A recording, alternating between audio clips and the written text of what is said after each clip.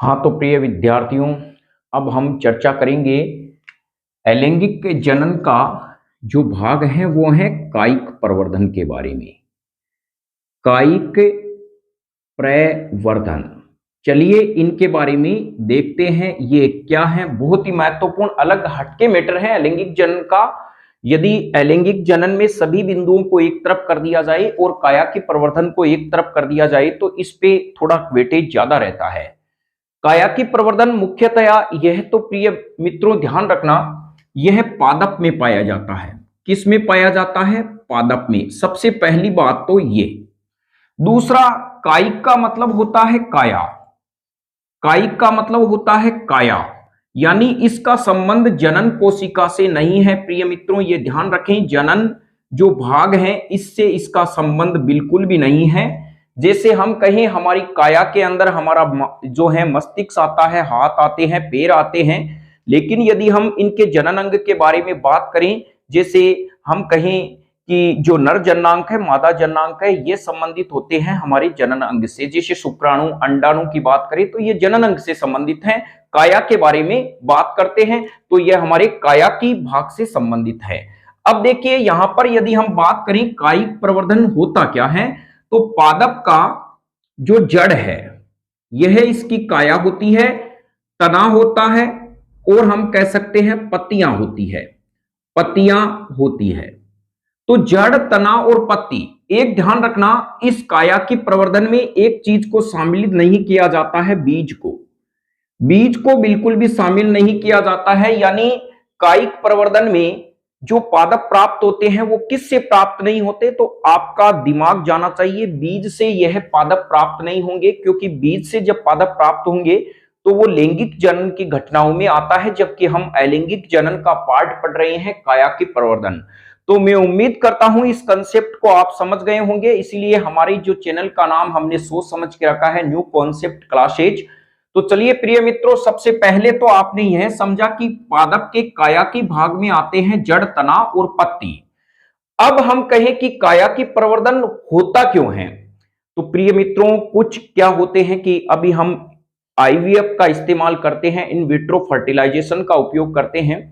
कहीं पुरुष और महिलाएं ऐसी होती है जो पुरुष हैं वो पिता नहीं बन सकते, मां है जो महिलाएं हैं वो गर्भ धारण नहीं कर सकती, यानी अंडाणु का उत्पादन नहीं कर सकती, तो उनके लिए इन विट्रो फर्टिलाइजेशन का उपयोग किया जाता है, जिन्हें हम प्रंकनली शिशु कहते हैं। इसी प्रकार ऐसे भी पादप होते हैं जिनसे बीज नहीं होते, जिनमें बीज होते नहीं हैं। यदि बीज होते भी हैं, जैसे मैं बात करूंगा अभी संतरे की, कभी कभी हम देखते हैं संतरे और पपीता, नाम बहुत अच्छा है पपीता, तो यह संतरे में बीज बनते हैं। आप कहोगे सर इनमें तो हम खाते हैं, बीज बनते हैं, लेकिन प्यारे बच्चों यह बीज ऐसे होते हैं जो बंदीय होते हैं। यदि इन बीजों को उगाएंगे तो पादप ही बनेगा, उन पर संतरे नहीं लगेंगे, फिर हमें गुस्सा आएगा, ये क्या है, हम तो ऐसे ही पानी दे रहे हैं, पर पादप का काम खत्म। तो समझ गए होंगे कि संतरा और पपीते में बीज बनते नहीं है, बनते हैं तो वे बंदीय होते हैं, उससे पादप बनेगा, बीज नहीं लगेगा। जैसे मान लीजिए हम एग्जाम्पल में लेते हैं, कहीं पुरुष हट्टे कट्टे दिखाई देते हैं, लेकिन उनके यानी उनमें शुक्राणुओं की मात्रा कम होती है। यानी जैसे हम कहें एक कैमल में जो है वो 10 करोड़ के आसपास शुक्राणु होने चाहिए वीर्य में, उनकी मात्रा कम होने से वो पिता नहीं बन पाते। तो इसी प्रकार से ऐसे पादप होते हैं जिनमें पादप के पत्तियां भी लगती है, पादप ग्रोथ भी करता है, लेकिन उनमें क्या होते हैं, पुष्प नहीं आते। पुष्प नहीं आने से प्यारे बच्चों इनमें फल प्राप्त नहीं होते, तो फल प्राप्त नहीं होंगे तो वो जो हम फल प्राप्त पादप हैं उनका उपयोग नहीं कर पाते। तो यहां पर आप समझ गए होंगे काया की प्रवर्धन उन पादपों के लिए बहुत आसान तरीका है जिन पादपों में बीज प्राप्त नहीं होते, यानी बीज से वो नए पादप नहीं बना सकते या उनमें इस प्रकार के फल नहीं लगते हैं, तो उनके किसी जड़, तना या पत्ती से नया पादप तैयार किया जाता है। बीज अक्षम करने वाले पादपों के लिए वरदान साबित होते हैं, पहला काम। देखिए इनसे जब, दूसरा, काया के प्रवर्धन से जब कोई पादप प्राप्त होगा प्रिय मित्रों, तो आनुवांशिक दृष्टि से क्या होगा, अपनी जनक पादप से समान होगा। तो यहां पर हम दो शब्द का समझने का प्रयास करते हैं, बहुत ही सरल शब्दों में समझेंगे।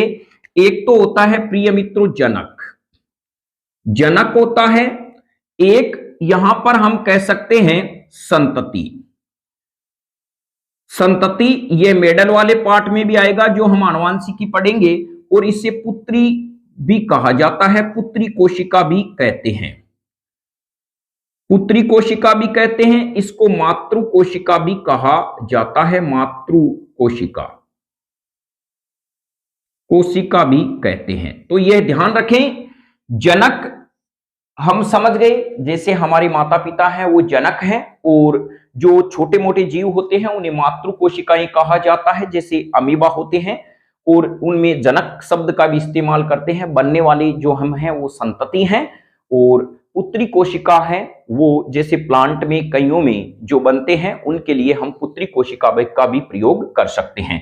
तो यह कंसेप्ट आप समझ गए होंगे। जैसे मान लीजिए मेरे पास में यह कोशिका है, इससे यह दो कोशिका बनी, तो यह कोशिका प्रिय मित्रों संतति कोशिका कहलाएगी, और यह मेन वाली कोशिका जनक कहलाएगी या मातृ कोशिका कहलाएगी। तो मैं उम्मीद करता हूं इस कंसेप्ट को पहले आप समझ गए होंगे। चलिए अब हम समझते हैं काया की प्रवर्धन। पहली बात तो यह है कि काया की प्रवर्धन से बनने वाले संतति या पुत्री कोशिका आनुवांशिक दृष्टि से जनक या मातृ कोशिका के समान होते हैं। तो यहां आप समझ गए होंगे, जब कोई संतरा देने वाले पादप के किसी भाग से काटकर हम नया पादप लगाते हैं तो उससे भी संतरे प्राप्त होंगे। यह जड़, तना और पत्ती से, बीज से नहीं होंगे, इसमें बीज का इस्तेमाल नहीं किया जाएगा। जड़, तना और पत्ती का काया की भाग का प्रयोग किया जाएगा, पहला। दूसरा क्या होता है, बीज से, जब हम बीज से कोई नया पादप बनता है तो उसके फल और पुष्प आने में समय लगता है, जबकि काया की प्रवर्धन से जो पादप बनता है, तैयार होता है, उसके फल और पुष्प आने में कम समय लगता है बजाय बीज से उगने वाले पादप में। यह काया की प्रवर्धन के लाभ हैं। तो अब आपने यहां समझा काया की प्रवर्धन मुख्यतया क्या होता है। अब प्रिय मित्रों यहां पूछा जाता है कि काया की प्रवर्धन के उदाहरण बताइए कि किन पादपों में काया की प्रवर्धन होता है। तो चलिए हम इसको समझते हैं। बस एक आपको ट्रिक याद रखनी है, काया की प्रवर्धन के उदाहरण। काया की प्रवर्धन के उदाहरण में प्रिय मित्रों यहां पर आपको एक याद रखना है, कैलाश जी शर क्या है, गजब है, गजब पढ़ाते हैं या गजब है, दिखने में भी हैं, जो भी हैं। तो कैलाश जी शर हैं वो गजब पढ़ाते हैं। यह आपको ट्रिक याद है तो आप काया की प्रवर्धन वाले पादपों को छांट सकते हैं। देखिए यहां पे कैलाश जी हैं तो केड़ा तो हो ही जाएगा, केड़ा आपने लिख दिया। जी का मतलब प्रिय मित्रों आ जाएगा गुलाब में, गुलाब में। से का मतलब आ जाएगा संतरा, और यहां पर ध्यान रखना ग का मतलब आ जाएगा गन्ना। इनमें क्या होता है प्रिय मित्रों, काया की प्रवर्धन होता है। तो यहां पर हम कह सकते हैं कि केला, गुलाब, संतरा और ये गन्ना। अब यहां पर एक और पादप हैं जिनमें हम कह सकते हैं, जैसे चमेली। चमेली आप अलग से याद कर लेना, यानी इनका जो चैनल है उन पर हम ऐसे भी कह सकते हैं कैलाश जी सर गजब पढ़ाते हैं अपनी चैनल पर। तो यह चैनल हो चाहे क्लास हो, हमसे विद्यार्थी पढ़ते हैं, वही तरीका रहता है, चाहे क्लास हो चाहे हमारी ऑनलाइन क्लासेज हो। चेक का मतलब हो गया, चैनल का मतलब चमेली। तो इन पादप में, प्लांट में प्रिय मित्रों काया की प्रवर्धन पाया जाता है। उम्मीद रखें, धैर्य रखें, आपको क्लास 10th के महत्वपूर्ण प्रश्न हैं वो 1 तारीख से आपको सोल्व करा दिए जाएंगे।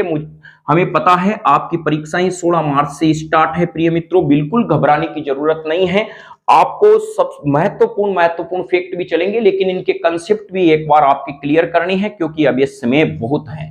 तो चलिए यहां पर आपसे उम्मीद करते हैं काया की प्रवर्धन के बारे में आपने यहां सीखा। अब यहां पर हम कहें तो नेक्स्ट कुछ उदाहरण हैं। आप जब क्रियाकलाप 8.4 देखते हैं प्रिय मित्रों, 8.4 अपनी बुक्स में काया की प्रवर्धन में देखते हैं तो इसमें एक चार्ट में दिया गया है आलू। यह भी बहुत महत्वपूर्ण फैक्ट है। तो यहां पर यह ध्यान रखें काया की प्रवर्धन किन किन में होता है, वो प्लांट का नाम भी लिख दिया, और हमें यह भी पता है जड़, तना और पत्ती वाले भाग से होता है। तो हम यहां पे लिख सकते हैं उदाहरण के रूप में, उदाहरण उदाहरण प्रिय मित्रों, ब्रायोफिलम,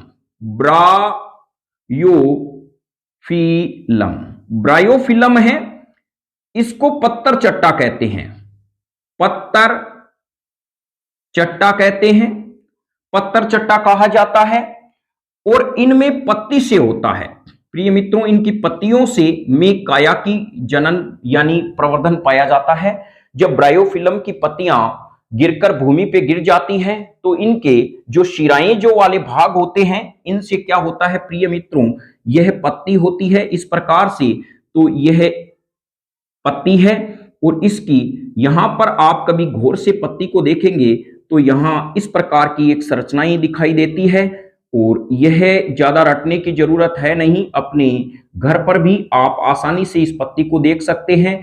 इसको पर्ण मध्य शिरा कहा जाता है। यहां से यह क्या होती है, चौड़ी होती है, ऊपर की तरफ जाने पर यह पतली होती है, इसको मध्य शिरा कहा जाता है। इसमें ही पर्ण मध्य उत्तक पाया जाता है जो प्रकाश संश्लेषण का कार्य करता है, भोजन बनाने का।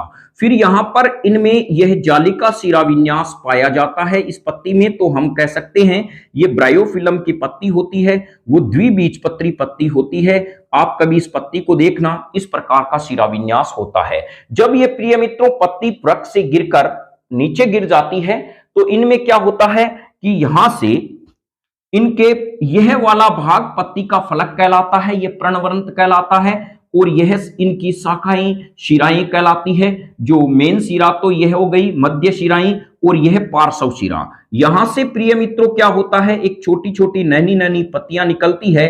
इस प्रकार से नया पादप तैयार हो जाता है। इस जो प्लांट है यहां से इस प्रकार से आप खूबसूरत जो भी डिजाइन हो वहां इसमें पत्तियां इस प्रकार से नया प्लांट तैयार कर सकते हैं। ध्यान रखें यह द्विबीजपत्री पादप होता है। तो ब्रायोफिलम की पत्तियों में भी काया की प्रवर्धन यानी काया की जो है वो जनन पाया जाता है। पहला एग्जाम्पल हमारे पास में यह हो गया। नेक्स्ट एग्जाम्पल है प्रिय मित्रों आलू। आलू में ध्यान रखना कंद वाले भाग में, कंद वाले भाग में देखिए किताब के अंदर बुक्स में ये अलग से जो है वो क्रियाकलाप में दिया है, तो यह प्रश्न वैसे भी इंपॉर्टेंट बनता है। आलू में कंद द्वारा होता है, यानी कभी प्रिय मित्रों आपने आलू को देखा होगा, आलू बहुत चालू होता है, इस प्रकार से आलू है। चलिए यह तो बन गया सिंगाड़ा, यहां पर यह आलू होता है। आलू में आपने देखा हुआ धसा हुआ भाग इसका आंख कहलाता है। क्या कहलाता है? आंख कहलाता है। और कभी कभी आपने देखा होगा इस गड्ढे से नया पादप निकलता है, तो यह आंख वाले भाग से निकलता है। इस आंख वाले भाग को यदि हम पृथ्वी में काट के लगा देते हैं तो नया आलू का पादप तैयार हो जाता है। तो यहां पर यह आलू के कंद से होता है। नेक्स्ट हम देखते हैं प्रिय मित्रों तो अरबी। अरबी जो होती है उसमें धनकंद के द्वारा, धन कंद के द्वारा भी क्या होता है यानी काया की प्रवर्धन होता है। एक आपने देखा है अदरक। अदरक में प्रिय मित्रों प्रकंद के द्वारा होता है। किसके द्वारा होता है? प्रकंद के द्वारा होता है। प्रकंद अरबी में धनकंद और आलू में कंद के द्वारा और ब्रायोफिलम में पत्ती के द्वारा यह काया की जनन होता है। तो ये थे इनके काया की जनन। और मैंने पहले ही आपको काया की जनन के लाभ बता दिए कि काया की प्रवर्धन के क्या लाभ होते हैं। सबसे पहला लाभ आप नोट कर लेना प्रिय मित्रों, काया की जनन से यानी काया की प्रवर्धन से बनने वाले पादप में पुष्प व फल जो हैं वो कम समय में लगते हैं बजाय बीज से बनने वाले पादप में। पहला पॉइंट ये। और काया की प्रवर्धन से बनने वाला पादप जो होता है वो आनुवांशिकी दृष्टि से अपनी जनक पादप के समान होता है। ये काया की प्रवर्धन के क्या है लाभ। तीसरा यानी काया की प्रवर्धन में उन पादपों से नए पादप तैयार किए जाते हैं जिनमें बीज बनाने की यानी जिनमें बीज नहीं होते, तो इनके भी क्या है काया की प्रवर्धन में क्या है लाभ है। तो मैं उम्मीद करता हूं आप काया की प्रवर्धन वाले मैटर को समझ गए होंगे। नेक्स्ट हमारा जो टॉपिक आएगा प्रिय मित्रों वो लैंगिक जनन आएगा, जिसमें पादपों में लैंगिक जनन और मानव में लैंगिक जनन को अलग अलग से समझाया गया है। तब तक आप न्यू कॉन्सेप्ट क्लासेज की वीडियो देखते रहें, जुड़ते रहें। धन्यवाद। जय हिंद, वंदे मातरम।